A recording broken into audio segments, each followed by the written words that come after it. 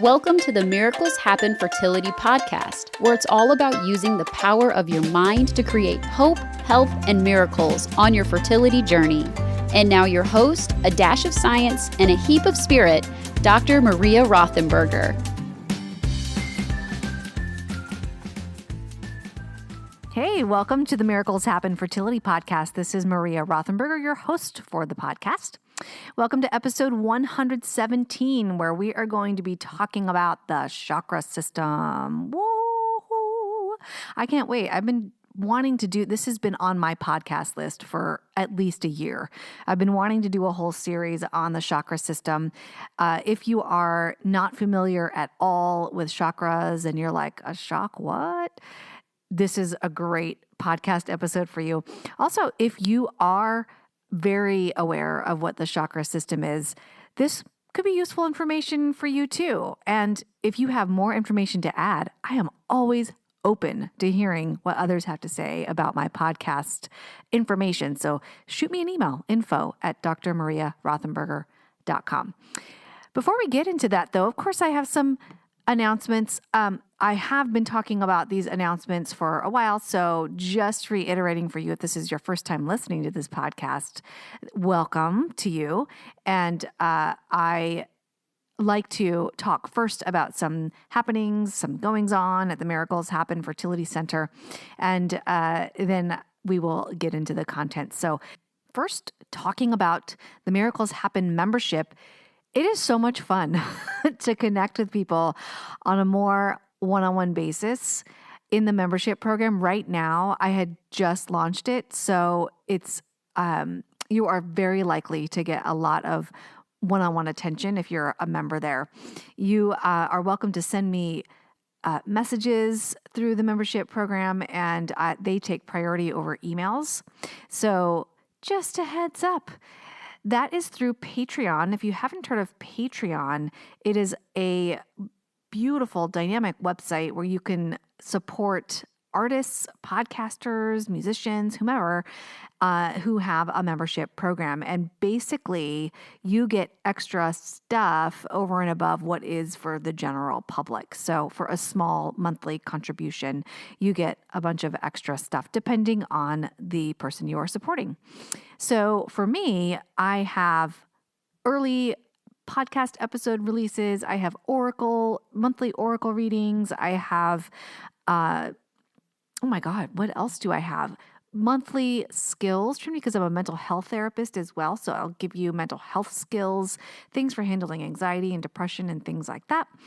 I have all kinds of stuff over there. Monthly meditation releases that third tier or tier 3 members get for free every month. It's really great. And if you get in now, as I said before, you're probably going to have some more one-on-one attention from me because it is ground floor right now. And I have monthly office hours too that you're invited to for free, where you can ask me anything. I do Spirit Baby mini sessions and things like that. Yeah, it's fun. So go check it out, drmariarothenberger.com/member. Okay, so there's that. Now, I'm also having a really big training launching in August 2021 called Spirit Baby Training. If you were listening to this in the future, you're still welcome to head over to drmariarothenberger.com/spiritbabytraining and see what's available, because I will likely repeat this training series on an ongoing basis. So check that out. It is 8 weeks of in-depth baseline training, foundational training for intuition and manifesting. Spirit baby work is the main focus though. All right. So you're learning a lot of skills to learn to connect with spirit baby realm. You'll be tapping into your personal clair, your strength, because we all have these skills. I like to call them skills instead of like gifts. I feel like we all have this capability. It's just really learning how to tune into it well. And it takes some practice, just like anything, right? So you're going to be learning what those skills are and practicing them with me and with your group members. Now, This is going to be an intimate group. I really want to keep this rather small, and so it's going to be limited. But if you are interested at all in learning more about it, head over to drmariarothenberger.com/spiritbabytraining and sign up right there. For folks who sign up now before the end of July, you will get an immediate 20% discount from the price of the 8-week series. All right. Oh my gosh, there's so much more I could say about that, but I have to shut up now and time this podcast well. Okay. We are talking about chakras today. And as I said before, this has been on my podcast to-do list for at least a year. I really love talking about energy medicine, and that is what chakras are. Now, you may have heard of what the chakras are, but let's just review, okay? What is a chakra? What is the chakra system? What is this thing? Okay. Chakra is a Sanskrit word that means spinning wheel or disc. And you may have seen those posters of somebody sitting in a meditative stance with colored circles going up the center of the body. Those are meant to represent the chakra system. And when I do spirit baby work, I'm able to see, I'm a clairvoyant, so I see images. I'm able to see folks' chakra systems, so I can see what their energy centers look like in their body. And a lot of people say, oh, we need to open chakras, or you've got a block in your chakra. I find that for me, when I see them, I wouldn't call it blocks or needing to be opened. I actually see them in different sizes and different shades of colors. And that to me indicates different things. So here's an example. Someone who has, I see a lot in the spirit baby world, or actually in just the fertility world, that people have really, really big heart chakras. And that means there's a lot of love in there, a lot of openness, a lot of compassion. And the chakra tends to look really large, it takes up a lot of the chest space. That is actually not what you want. What you want is a chakra that's a little bit smaller than that, and that has and when I see them a lot of the time, they've got fuzzy edges. So they're really large and they've got fuzzy edges. What you want to see is a more compact chakra that has clearer edges and is bright in color and is spinning not too fast and not too slow. So sometimes I'll see a chakra, for example, that has that is the right size and has this perfect outline, but there's a shadow or a darkness in the middle, and that to me is a indication of not enough energy, not enough vitality in that chakra. So it's not really, I wouldn't say that we would need to open it. I would say we need to invigorate it, right? So it's a different word. And I don't know, perhaps all practitioners talk about this in a different way. They use different words. The way to balance chakras is the same. All of the ways that I'm going to be talking about is the same, no matter what words we use. I would always suggest choosing words that resonate with you. So I'm going to choose invigorate. I'm going to choose fine tune. That to me means creating a more succinct, more efficient chakra system with clear lines. Someone with fuzzy lines in a heart chakra, for example, is way more open to people stealing their energy, not intentionally, but someone, coming into their space and taking their energy from them, taking advantage of their time and their resources. And that is why it's really important for you to create boundaries. Okay. And then your heart chakra will look much smaller and have a more defined outline. Okay. That is the basics of what a chakra is. Now, why are they important? Okay, so if you're listening to this, then you know that I subscribe to the notion that the mind, body, and soul are not separate. They are all in line with each other. They are all systems working all together, right? So we can measure one's chakra and look and notice, oh, I wonder if they have this physical ailment, or I wonder if they are feeling this emotional ailment like depression or anxiety or whatever.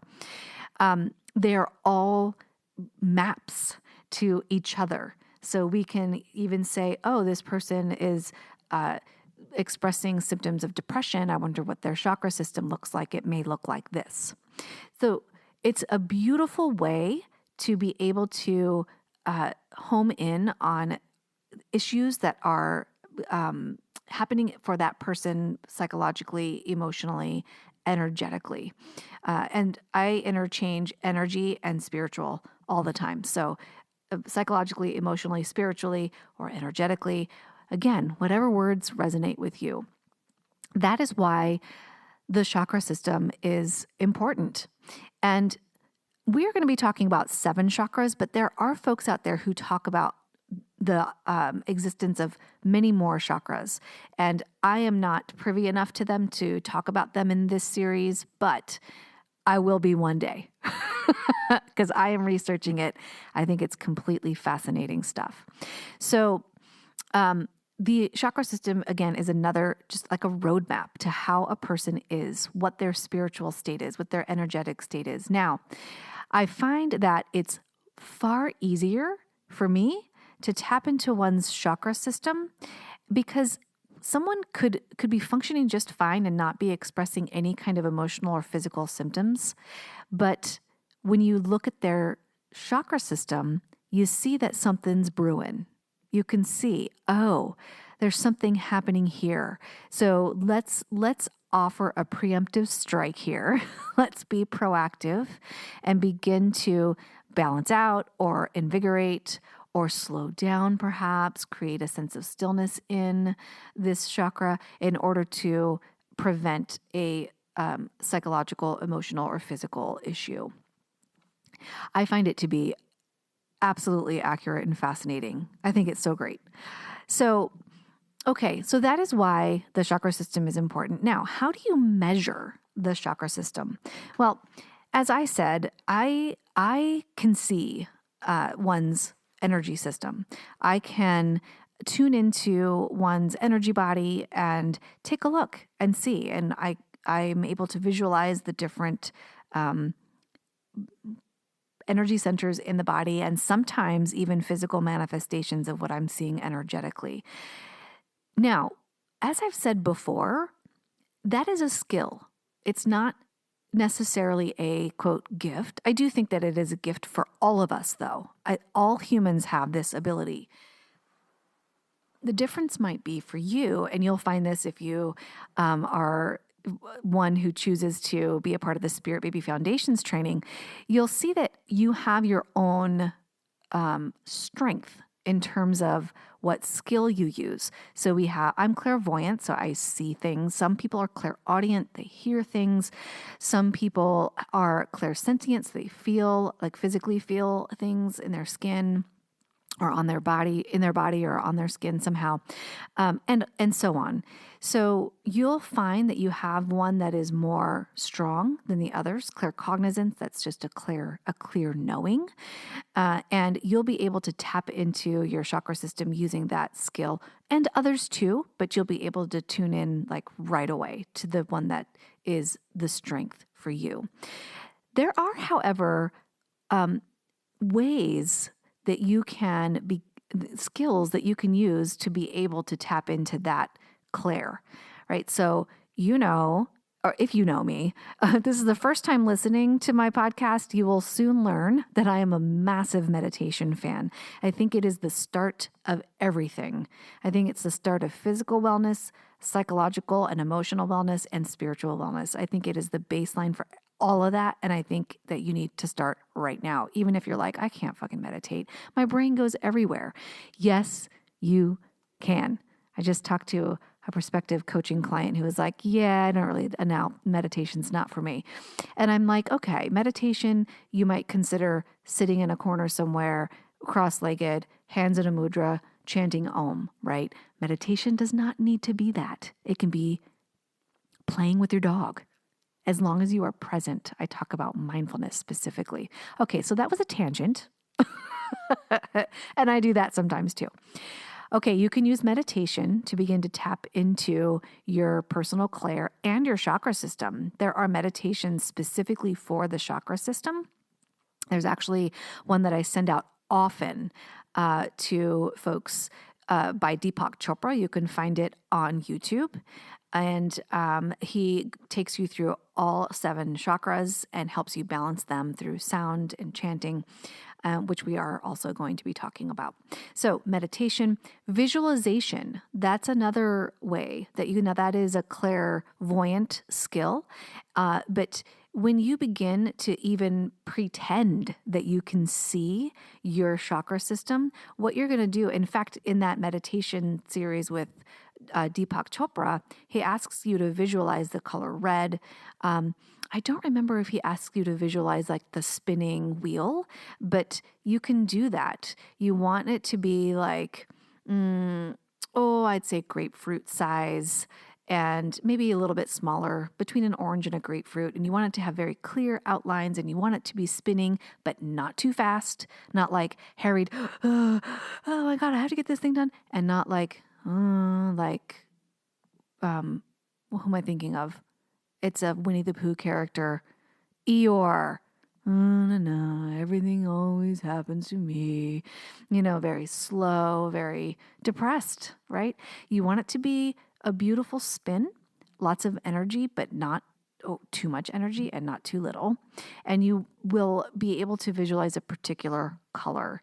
Visualization is very helpful for tuning. I like the word tuning the chakra system. Some people can actually feel the chakras when you, like a Reiki master or a Reiki practitioner, they can feel the chakra system with their hands hovering above a person's body. You can feel the spinning nature or the non-spinning nature of the person's chakra or your own. You can do self-Reiki if you know how to do that. I do not. So connect with a Reiki master or a Reiki practitioner. And another tool, it's actually rather expensive, but it's called BioWell. The website, if you're curious, is bio-well.com. And this is a device. It's actually a scientific device hooked up to a computer software, and it measures your chakra system and your auric field. So it is amazing and fantastic. You can actually see on the software what your auric field looks like, whether it's healthy or not healthy, and it'll show you which chakras are in line and which chakras are out of line, out of whack, or in whack, I guess you might say. It is fantastic and fascinating, but I do think it's like a couple $1,000s. So there's that. You can, though, on that website, you can find practitioners who use the BioWell device, and they are all over the world. So you're welcome to obviously check out that website. I am not an affiliate or anything like that. I just happen to know about this system, and I have not invested in it myself, but there is a ton of research around BioWell and a lot of peer-reviewed papers that you can peruse yourself to get more information. And or if you don't know, because you haven't listened to me before, I tend to be quite grounded in science and evidence, and I look at things that don't have evidence yet, because why not, especially if they're helpful. Anecdotal evidence to me counts just as strongly. Okay, so that is another way that you can measure the chakra system. There are plenty of others, but those are the ones that I've highlighted today. If you want to know more, look it up. Dr. Google it for a half hour or something. Remember to be frugal with your Google, though, okay? All right, now, how do you tell when a chakra is out of balance? When you use all the things that we've already talked about, so like meditation, visualization, feeling it in your hands, if your hands are hovering above the body, like in Reiki or this BioWell thing or other things that you look up yourself, you will be able to tell whether a chakra is out of balance or not. This does take practice, okay? So it took me some time to learn what a dark spot in a chakra meant. I cross-referenced to symptoms that the person would talk about and what their energy was like when I felt into them. And over time, I have learned what I see means. You will get the same thing. It does take some time though, okay? Now, sometimes, as I said, the energy system is having an effect because the energy system has immediate effects over what is happening in your life that may not manifest right away. In fact, they usually don't. They usually don't manifest right away, but you can tell in your energy system what's happening right away. Now, if you have a physical or emotional issue, the chances of there being an energy system issue is really high. So for example, if you have a hoarse throat, there might be an issue in your fifth chakra. There might be an imbalance there. Now, this might be chicken or the egg issue. You know, what came first? Was it an energy system thing? Was it am I having an allergy? But you can treat the hoarse voice or the hoarse throat energetically as well as physically, like with drinking certain teas or things. Why not, right? And we're going to get into how to balance those things too. Just adjusting here. All right, so if there is a physical issue or an emotional issue, you may consider taking a look at your chakra system because that is usually an indication that you have an energy system that's not exactly in tune. I like to reference a book by Caroline Myss. She is freaking phenomenal. It's called The Anatomy of the Spirit. And we're going to be talking about the first chakra today. I will tell you what Caroline Myss says about the first chakra specifically. And in this entire series going forward, I will go through every single thing that is listed through all of these chakras in Caroline Myss's book so that you have an idea. Oh, that is what I'm dealing with. Oh, that's the chakra that might be affected. But just in case you need to know these things right now, check out Anatomy of the Spirit. It's called Anatomy of the Spirit, The 7 Stages of Power and Healing by Caroline Myss, PhD.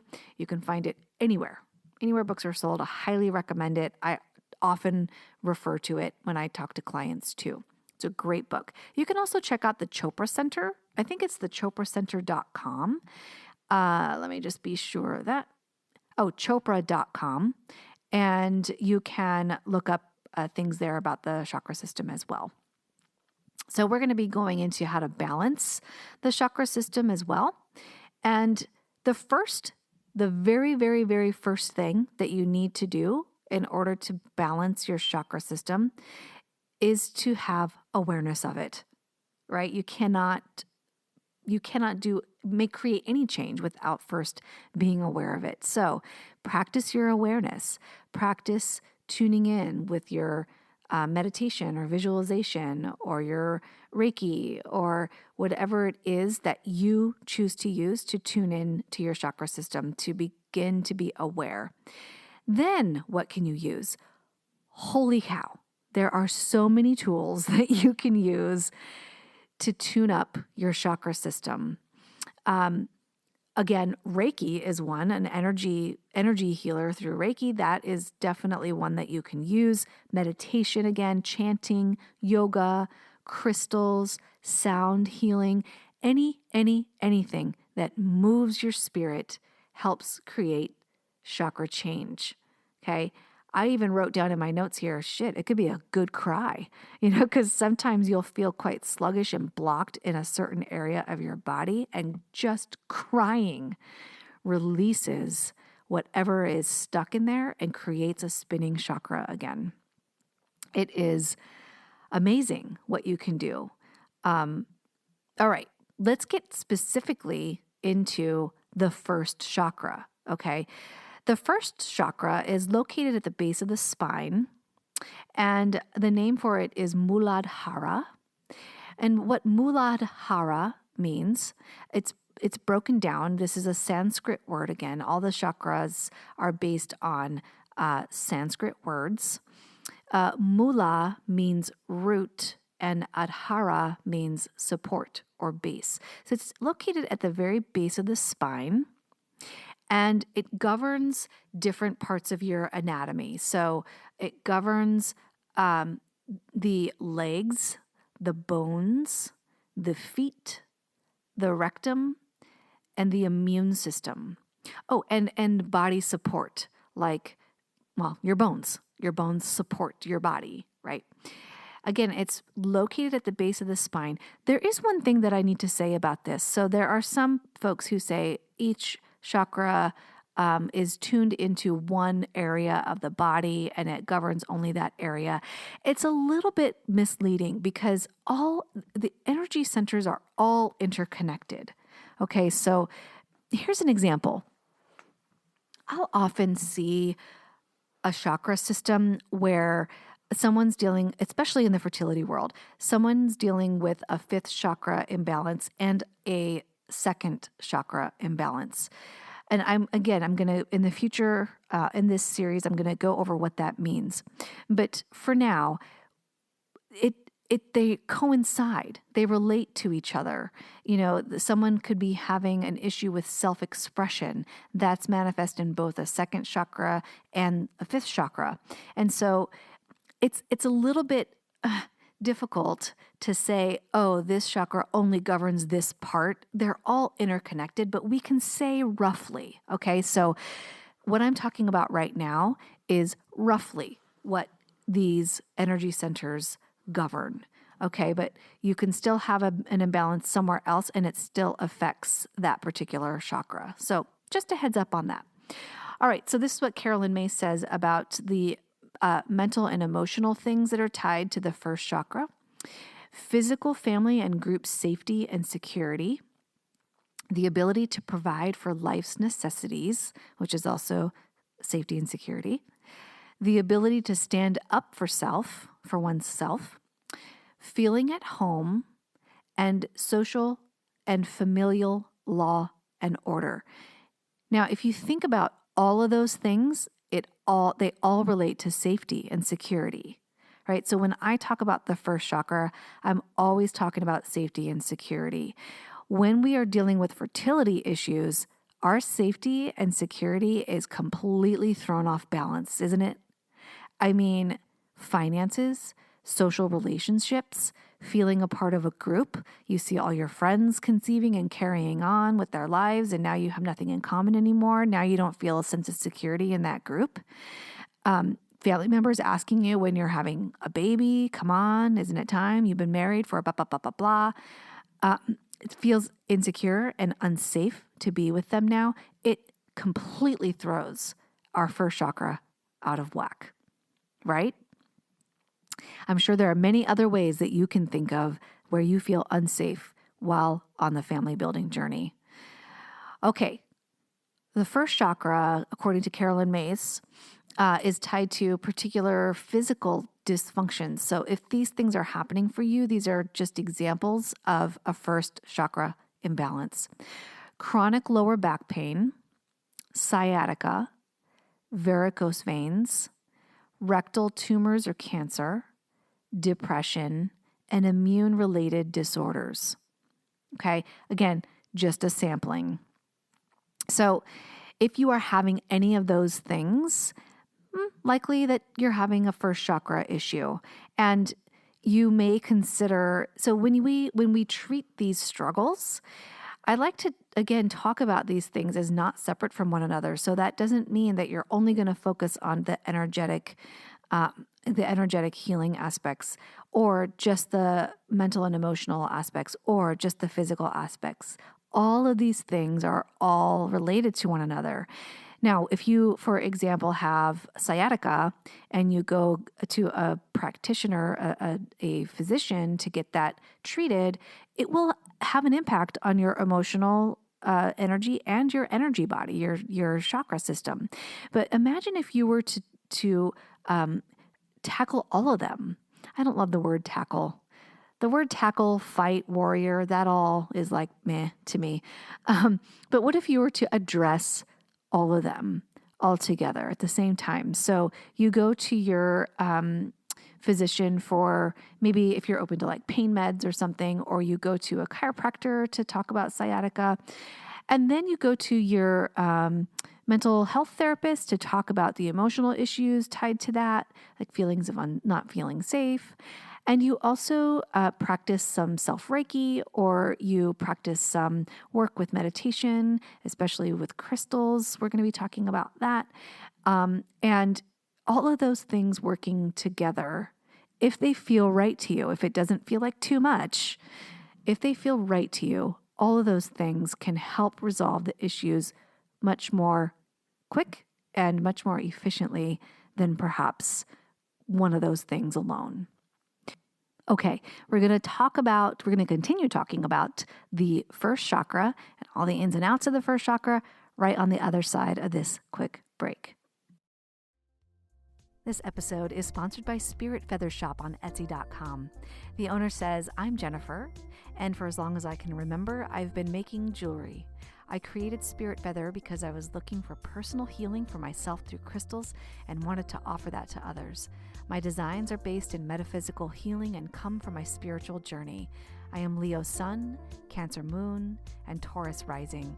I am a dog mom and wife, and my husband is my photographer and photo editor." Find Jennifer's shop on Etsy.com and search for Spirit Feather Shop, no spaces, or click the link in the show notes. Use code THANKS10 for 10% off your entire order. Now back to the episode.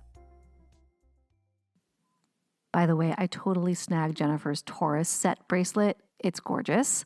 And her I Am Grounded bracelet is perfect for the first chakra that we're talking about today, because grounding, really important when trying to balance the first chakra. So let's get into that, shall we? The first thing that you want to do, and these are some of the skills that I talk about with mental health folks, just in general. Grounding exercises are a beautiful way of beginning to feel safe and secure. One of the videos that I shared in Patreon, in the Patreon membership, is several skills for grounding. The one that I'm going to be talking about today, and I've talked about it on the podcast before too, so flip back to different podcast episodes, you'll see what I'm talking about. But the one that I'm going to be talking about today is really simple and useful for when you are just feeling completely out of whack. Literally lay on the ground. Wherever you are, lay on the ground. Why is that useful? Well, it's literally grounding. But what happens when you lay on the ground, you are feeling the solid surface beneath you, and that helps you feel supported, especially when you have the visualization of the floor holding you up, not you laying on the ground, but the floor holding you up. It creates this sense of feeling supported. Okay, yeah, so maybe you lost some friendships because they all have babies now and that's all they talk about, and you don't feel secure in your family because they always ask you questions about parenthood and things like this. Lay on the ground. Now, obviously, you're not going to be, having a panic attack in the middle of Times Square and lay on the ground. Okay, no. So there's time and place for this. But if you can, if it's okay, lay on the ground. That is such a beautiful skill for creating a sense of grounding. Anything else that you can find, you can just Google up how to ground. You will find plenty of exercises and things that you can do to feel grounded. Okay, the sound healing is really a beautiful tool to use when for anything, but really when you're balancing out the chakra system, because each chakra is in tune with a particular sound. I mentioned earlier Deepak Chopra's meditation series on the chakra system. He talks about the sounds specifically. The sound that resonates with the first chakra, with Muladhara, is Lam, Lam, like Mary, Lam. So when you are in meditation, you can either chant this sound out loud or in your mind, and that helps balance out this first chakra. The other thing that I like to associate or help people, give people information around balancing the first chakra is the color red. So anything that is the color red is useful. Clothing, foods that are red, crystals. Yay! People that are drawn to the color red are people who seek security and safety. This so reminds me of my mom. Hi, Mom. She's constantly thinking about like financial security and like shelter and things like that, food. She's very drawn to the color red. People who are drawn to the color red really are drawn towards things that create a sense of safety and security. Just repeating myself there because that might be you. If you feel out of whack, insecure, not feeling quite safe, consider drawing to you those things that are red. If you drive a red car, that's fantastic. You can also use crystals. So crystals like red jasper, garnet. Ooh, garnet happens to be my mom's birthstone. That's interesting. Red jasper, garnet, black tourmaline, bloodstone. Any kind of crystal that has the color red is really useful. Here's something that you can do. You can lay on a yoga mat or on your bed even and place the crystal of your choice. By the way, when you choose a crystal, it's more like it's choosing you. You'll get a flavor and a feel like, oh, I'm totally drawn to that. I really want that. It feels good to me to even look at it. You'll have a knowing. Okay, so you take your crystal and place it where the first chakra is. So you can lay on your back or on your belly, place the crystal on your tailbone or on your lower pelvic area and meditate or just even fall asleep.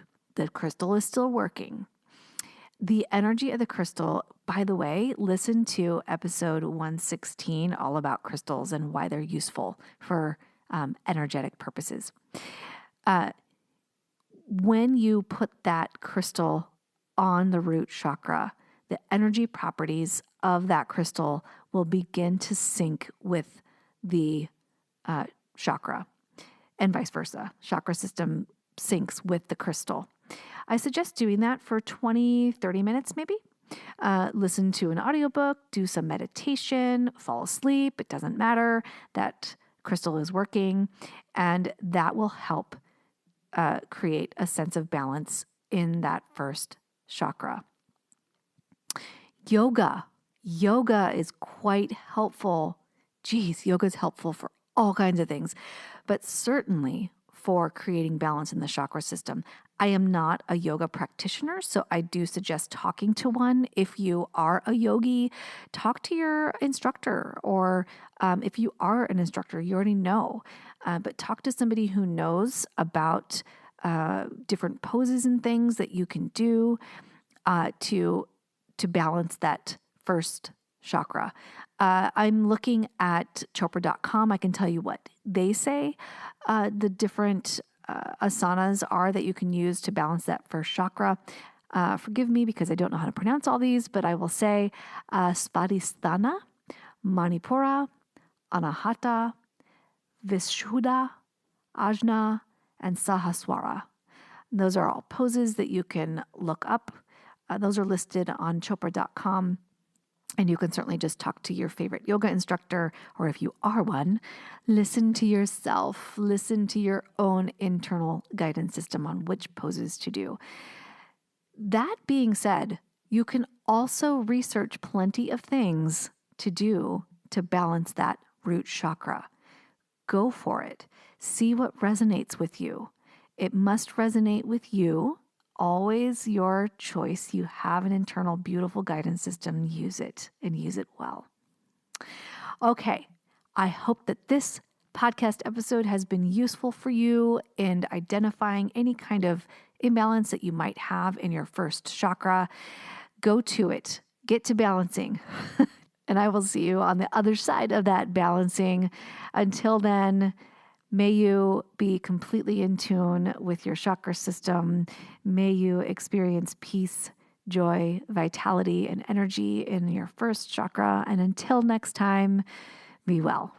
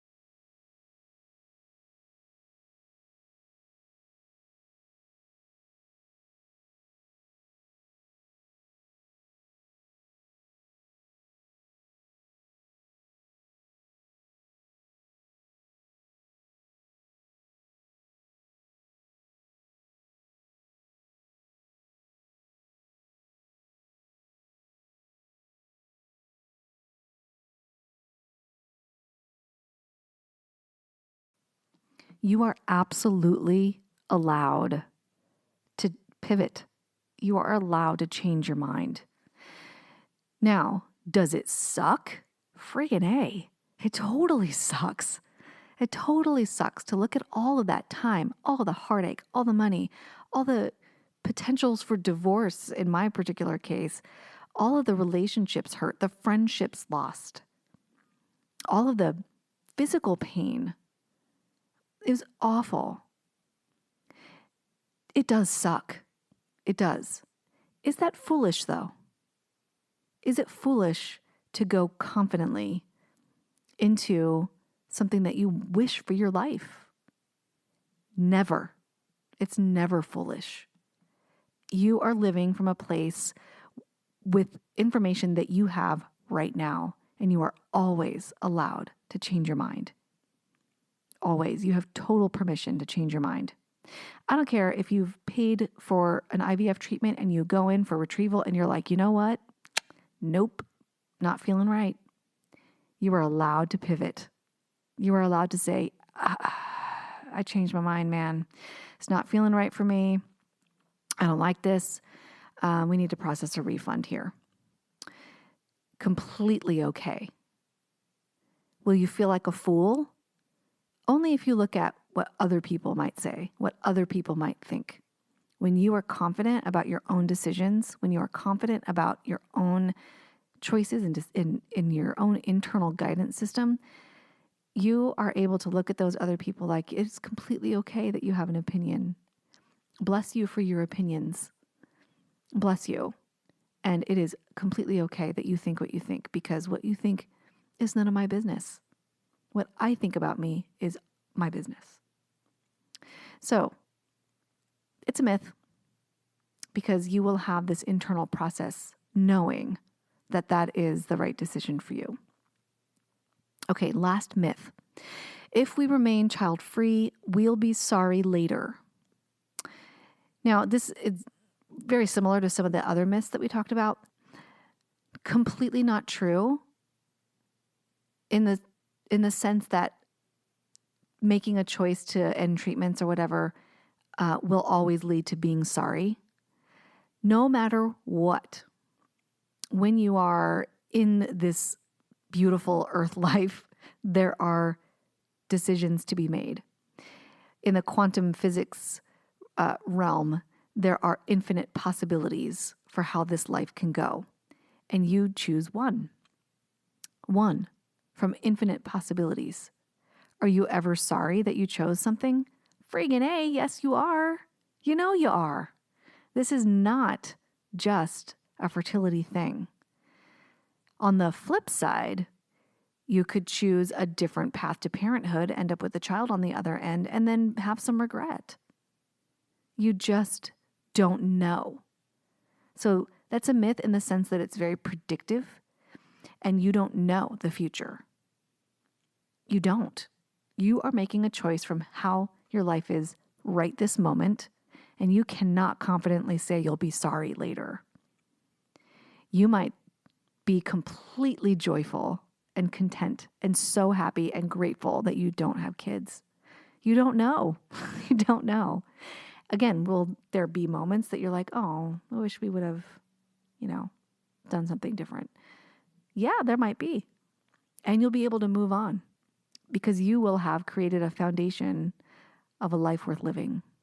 You will have created meaning and joy and contentment in your life without kids.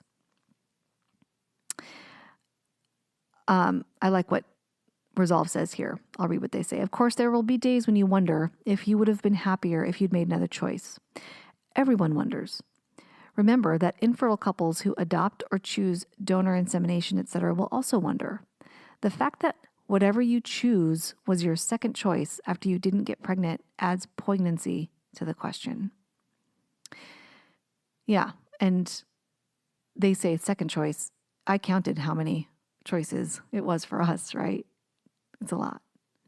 So it adds poignancy to the question.